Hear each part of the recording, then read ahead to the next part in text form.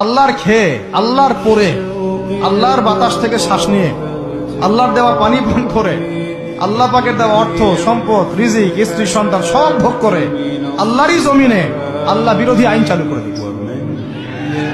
এই মানুষই একটা হতভাগা প্রাণী। মন খারাপ করেন না, আমার কথা রাগ করেন না, এগুলো বাস্তব।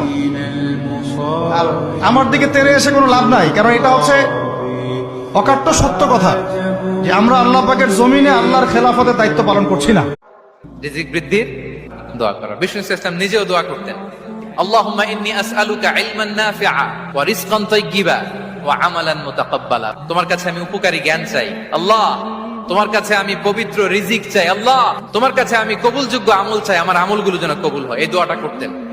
যেই রব গাছের ডালে ঘুমন্ত পাখিকে পড়তে দেয় না, আপনি কিভাবে ভাবলেন সেই আল্লাহ আপনার হৃদয়ের কথা শুনেন না? আপনি কিভাবে ভাবলেন সেই আল্লাহ আপনার কথার সাড়া দিচ্ছে না? আমার আল্লাহ এমন ভাবে আপনাকে দিবেন, আপনি যা চেয়েছেন তার চেয়ে বেশি দিবেন। সেজন্য আল্লাহর উপর ভরসা রাখুন, তাওয়াক্কুল করুন আমার মালিকের প্রতি।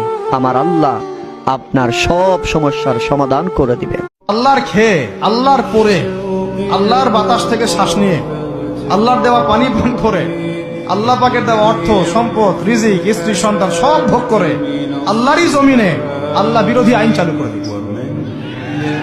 এই মানুষই একটা হতভাগা প্রাণী। মন খারাপ করেন না, আমার কথা রাগ করেন না, এগুলো বাস্তব। আর আমার দিকে তেরে এসে কোনো লাভ নাই, কারণ এটা হচ্ছে অকাট্য সত্য কথা যে আমরা আল্লাহ পাকের জমিনে আল্লাহর খেলাফতের দায়িত্ব পালন করছি না।